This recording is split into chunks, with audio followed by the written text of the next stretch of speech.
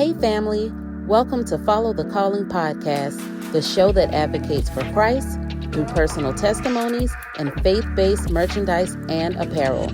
I'm your host, Shakira. Let's dive into the episode. Hey family, I'm back. I know. I've been gone for a little hiatus and there is not even one specific answer as to why, but just know that I am still committed to this brand, to Follow the Calling, this ministry, and just doing the will of God. So if it requires me to fall, trip, skip, lay down somewhere, get back up, I promise you, I'm going to constantly be getting back up and continuing to do what he has called me to do. And in this regards, it is to keep sharing testimonies, to keep uplifting people, to keep ultimately advocating for Christ and pointing you guys into his direction in all things. So I'm back, and this is actually the beginning of my new series, and this one is called 2025 Resilience, which is going to entail multiple episodes of me just sharing different things that me and my family have gone through in the year 2025, that have tested us, that tested our faith, that have tested our strength, our resilience, and just cause some things to shake up in our lives. Now, I know spiritually we all can pretty much say that 2025 has been a crazy year for most of us, and for different reasons, I'm sure. But that has just been the general consensus, is that this has been a tough year. So I'm just going to do what I know to do, which is to open up, to share some of the things that we have gone through, that I have gone through, in hopes to increase somebody's faith and to just draw them closer to Christ. That is all this is for. This is not to just expose anybody to be messy, to be trying to place myself to be some type of victim or whatever negative thing you can think of about this. It is simply me sharing my own personal experiences in order to glorify the Lord. Point blank, period. So this episode is actually about my baby.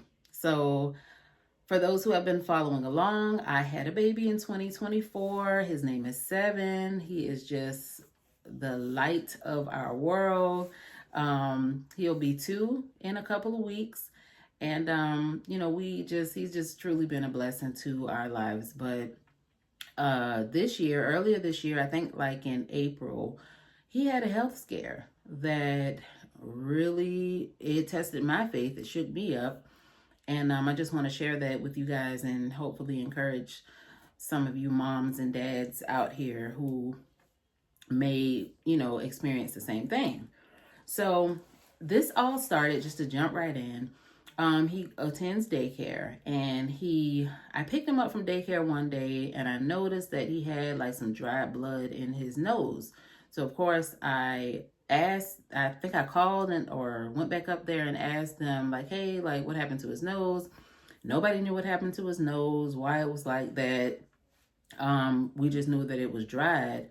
And so obviously that was from, I guess, some type of nosebleed that had already happened. So I'm like, okay, but why didn't anybody call me and tell me that, y'all saw this? Because I think one of the teachers in the daycare did say that they noticed it and they just like cleaned out his nose like earlier. But, I just felt like that was one of those things where you should call and let the mom or the parents know, like, hey, we saw this, we noticed this.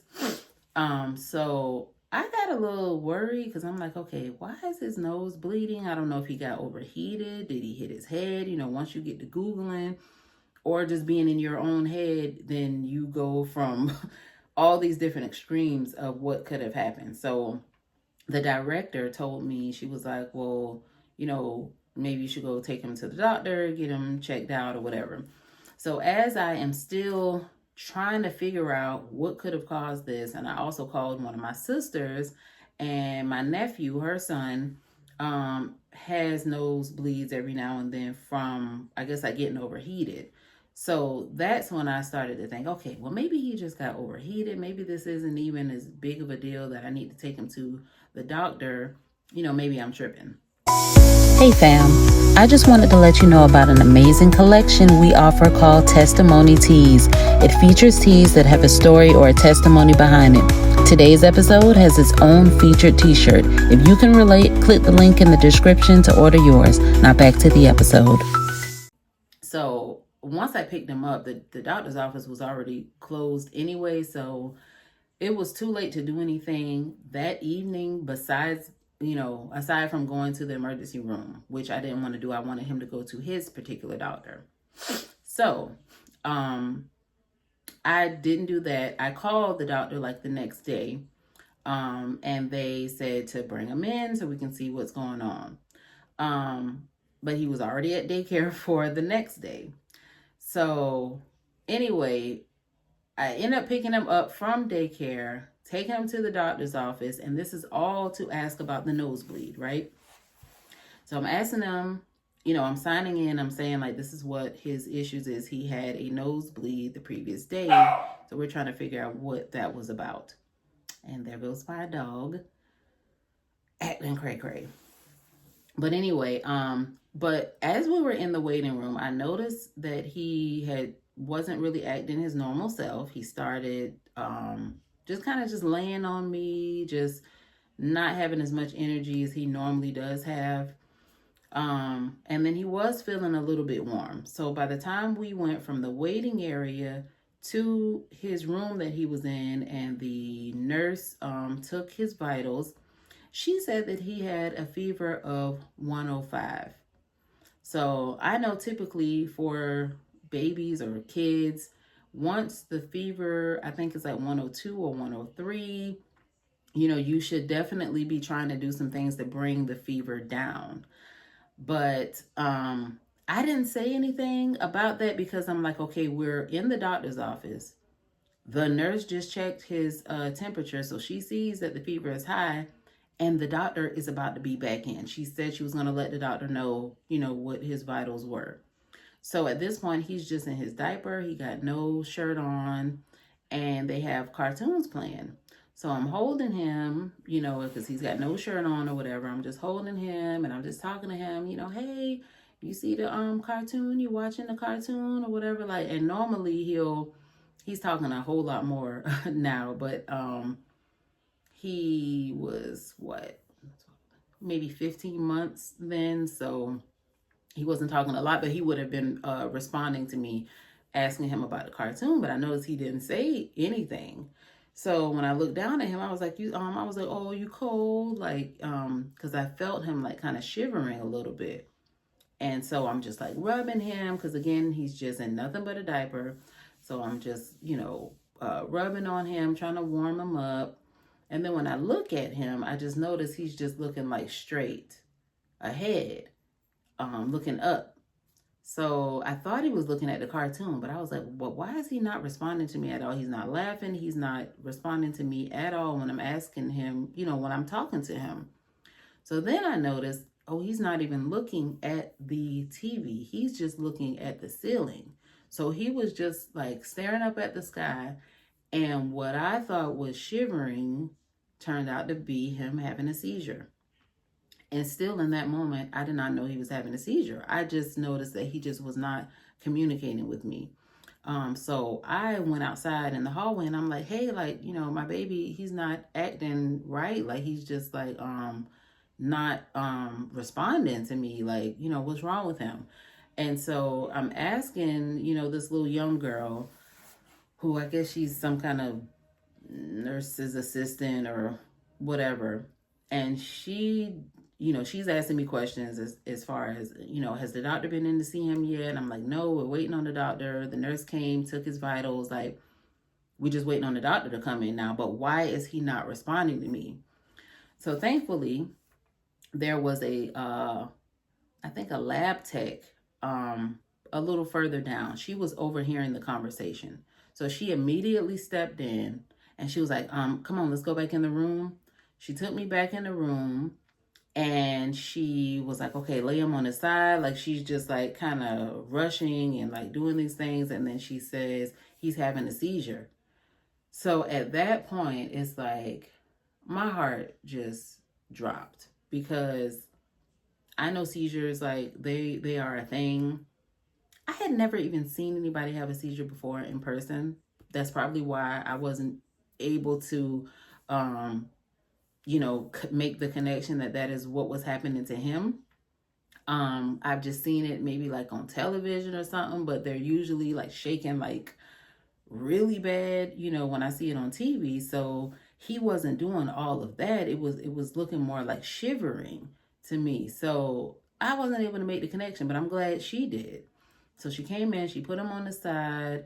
She sent the other girl like to go get the doctor to let him know, like, hey, this patient, there's an emergency going on with him, so you need to come on in. The doctor comes in, and he, just has him like on his side. I can't recall if they put something in his mouth or not. I don't think they did. But they were just basically allowing the seizure to like just take place, because at that point there was nothing you could do to like stop it, so I thought. And then they took his temperature again, and it was still high. So the doctor said that, okay, we can't give him any Motrin or anything, any fever reducer, while he is currently having the seizure.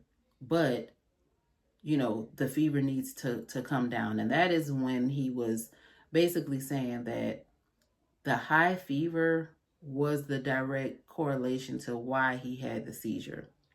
So apparently, if a child or maybe someone has a huge spike in temperature, whether it is like the temperature going really low quickly or going high quickly, that can make you have a seizure. So this lasted about 45 minutes. And I'm on the phone calling my husband. I'm crying. I'm telling him like what's going on. First, it was hard for me to even get in contact with him because he was working. He does landscaping. And I had just talked to him before we got to the doctor's office. So I knew that he had just made it to a customer's house. But, he's in the middle of working, so I couldn't reach him. And I'm just like, I got to talk to him. So this was actually a customer that had booked him through Facebook. So I went on Facebook and I had to message the customer like, hey, I think my husband is at your house right now, doing your yard. Like, can you please tell him, like, to call me? It's an emergency with our son. So she went out and she told him, and then he immediately called me. So, but I think before I talked to him, I called my mother-in-law, and she instantly went into prayer mode. Like, I am just so in a state of just like shock and panic and crying. And I mean, I'm thinking all kind of thoughts in my head, because 45 minutes is a long time for your baby to still be seizing, because what it looked like on him as like a 15-month-old, he's just, shivering, he's drooling, and he's just like staring off like into space.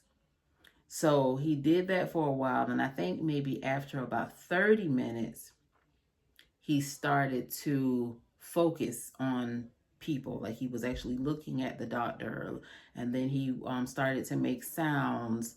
So like he came out of it completely once it was about 45 minutes. But during the seizure, my mother-in-law, called her. She's praying, she's calling on the Holy Spirit, she's speaking in tongues. Like, that really helped me to like kind of calm down, because it's like, I am saved and I know the Lord, but we sometimes don't know that we need to call on him in emergency situations. Sometimes it just didn't happen that naturally with me. So it's like she helped me to like, okay, wait a minute, I need to be talking to God right now instead of panicking. So when my husband called back, we had FaceTime. So I'm like letting him see, our son and see how he's doing. And he's praying, he's speaking in tongues as well. So once he had come out of that, it's like, oh, we're able to calm down. Well, definitely me. Everybody was like shaking up. But once he was coming out of that, I was just so relieved that, he got out of that, because I didn't know what could happen.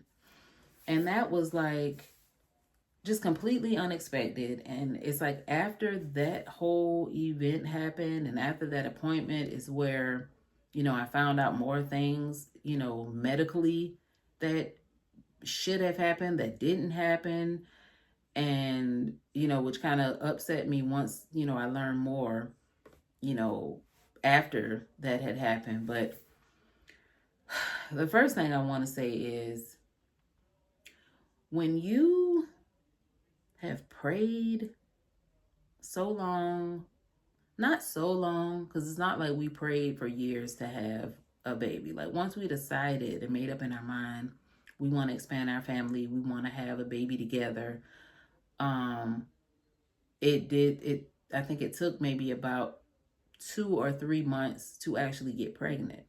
So that time frame was a little scary then, because I'm like, okay, hey God, my first 2 children that I had, they weren't necessarily planned. So, it just seemed like, I can have kids just like that. So to actually take the time to plan, to say, hey, okay, we want to do this. Let's try to do this. And it took a few months, to happen. And then we finally do get pregnant. I was just even questioning, like, God, did you take us through all of this, or allow us to get pregnant, to experience this whole pregnancy where, nothing went wrong? It was a very beautiful and just safe and just healthy pregnancy. He's been living on this earth for a little over a year now. We love him to death. Would you really take him from us, once you've blessed us thus far? My mind went that far. Just in those few minutes, I was just thinking and imagining, is God going to take him back from us? So that was just so like crushing to even think about, because it's kind of, I guess, like you're doubting God, but God works in mysterious ways, and things happen that he allows that you don't understand all the time. So, I went there in my mind. But once he brought him back to, and I realized, okay, this is not that. This is not where, his time is up. That wasn't the thing, but it was still a health scare.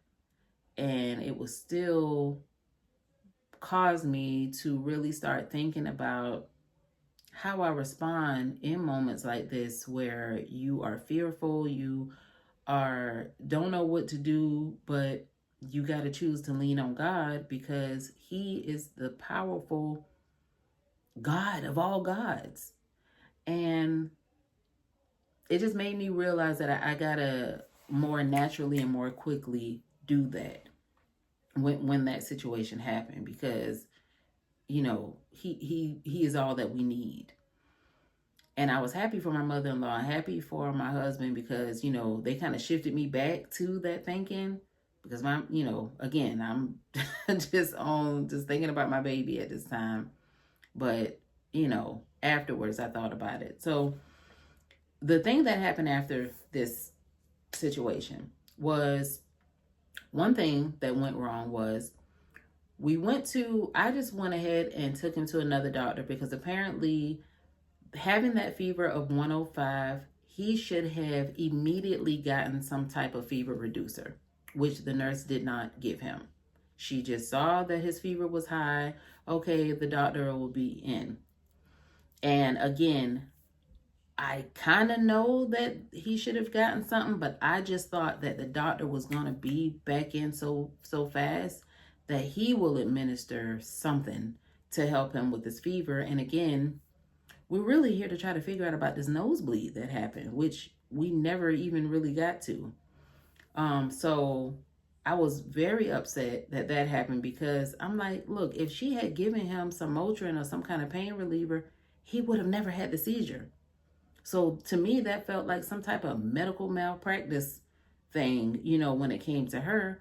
And then the second major thing that went wrong was after 5 minutes of having a seizure, and something should have been administered to him to stop the seizure, which that did not happen. And also, the ambulance or somebody should have been called. That doctor just sat there. I mean, he didn't seem to be cold or anything, towards my baby. He was there with him and, like, I guess like rubbing his arm or whatever and just like trying to tell me that it was going to be okay. But why did you not take it more seriously to take the other steps you needed to take once you saw that, hey, we are 5 minutes, 10 minutes, 20 minutes, 30 minutes. Like, I mean, time is just ticking and my baby is just still in this state, which was not good. So we definitely switched doctors. And I have still, even to this moment, have not had time to go and leave a review because I want to let other people know what our experience was there.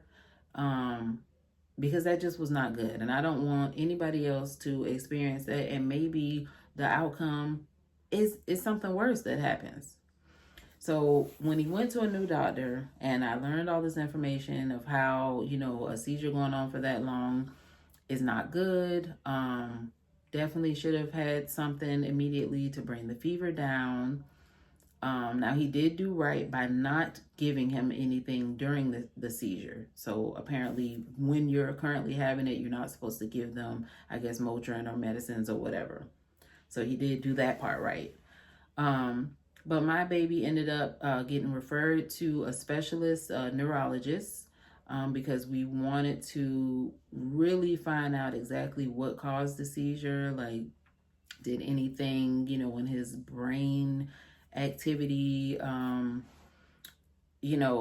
central nervous system, did anything in that area affect him to cause him to have a seizure? Is this something that we would have to look forward to possibly happening again in the future? But God is so good and God is so gracious. We went to that appointment and they put all these little like sticky I don't know, like these little electro wire things on the sticky pads, like probably like 25 of them. They were all over his head, in which he cried because he's just a little crybaby. But he cried, with that happening, but it was nothing that hurt him. And I think that process might have been about 30 minutes of testing. So I had his tablet up and he was like watching his little cartoons on the tablet. And I, had to just sit with him to hold him so he don't pull anything out. But they ran those tests and then we got the test back maybe like in a week or two after that. And everything was perfectly normal. There was nothing irregular going on with him. So by the grace of God, that was just a one-off situation that happened. And we're concluding that it was because of the spike in the fever. And so going forward, we definitely don't play about fevers in this house when it comes to him. We feel him getting warm, we're going to check his temperature. If it reaches a certain level, we instantly giving him some kind of fever reducer. And that definitely taught us a lot about that. And he also has this, I don't remember the name of the medicine, but it is something that if he ever does have a fever, not a fever, another seizure, and it lasts more than 5 minutes, it's kind of like a suppository we have to put rectally in him, and that is to stop the seizure from continuing. So we do have that at home. They gave us about 3 of them. So we do have that, and thank God we haven't had to use it. And we were actually told that if after a year, we don't have to use that, and he doesn't have one again, then we can pretty much chop it up that was just a one-time, what they call it, a febrile seizure, one that is caused by having a high fever. And, we're on our way to that. But I'm just sharing all that to share that as parents, first of all, God blesses us with these beautiful blessings of our children. Now, granted, we do know, or we should know, that all of our family, our children, everybody we're pretty much borrowing. Each of us belong to God. So at the end of the day, if God had chose to take my baby home, which I pray that does not happen for a very, very, very long time, I would have to somehow come to terms with that and be okay with the Lord's decision in that. But in this case, that was not what it was. And I pretty much learned to definitely cover my kids, even more, which I do anyway. But cover them, pray over them. I just learned that even these doctors and nurses kind of go off of your own intuition sometimes. So when I saw that the fever was high, I probably should have just spoke up and like, hey, are you going to give him something? Like, what are we doing? Is the doctor about to come in with something? You got to learn to advocate for your kids, speak up for them. Don't put all your trust in these doctors, these nurses, because they can drop the ball. And his former pediatrician definitely dropped the ball with him.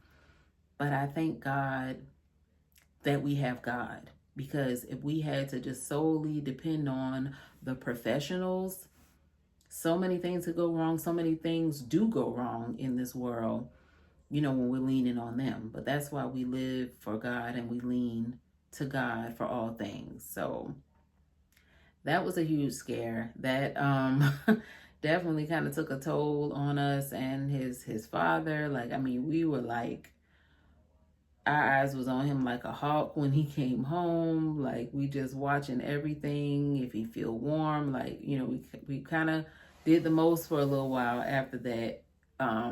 Because, it was a little traumatizing. But he's doing good. He's just, he's busy. He's very active. He's so smart. He knows his letters. He knows his numbers. He can count up to 20. And he's not even 2 yet. And I just love him so much. And I thank God for blessing me with him and just helping me and our family just to grow even more in our faith through caring for him. But I did want to leave you guys with this. I always want to make sure that I bring these testimonies back to the Word of God. So when I think about the situation and what happened and what was like a key point that stood out to me, it was definitely the fear that I had that something was wrong with my baby. I didn't know if he was going to make it. I didn't know if he was going to be affected after the fact of the fever. But I was drawn to Isaiah 41:10, which reads, "Fear thou not, for I am with thee. Be not dismayed, for I am thy God. I will strengthen thee, yea, I will help thee. Yea, I will uphold thee with the right hand of my righteousness." So, that just says what it says, which is we don't have to fear anything because God is with us always. Even if we're alone, even if we're with a crowd of people, like he is always with us. We can find comfort in that. We can find security in that. We can find reassurance in whatever we go through with, whether it's ourselves, our children, whoever, friends and family.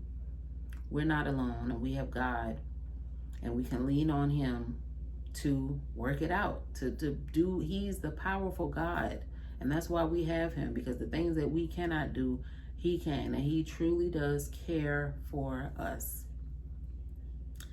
So that's the first episode of this series. Again, it is 2025 Resilience, and this episode was My Baby Had a Health Scare. So I hope that is encouraging to you other moms and dads out there who may experience some things in your own health or with your kids. Just know God is with us always. He loves us. He cares for us. And Just always lean on him, no matter what it looks like, no matter how scary it may be. Lean on God, look to God. And I'll see you guys in the next episode. Bye. Thank you so much for listening. If you heard something that brought you closer to Christ, be sure to share the episode with someone else. Visit followthecalling.com to become a part of the family and stay tuned for the next episode.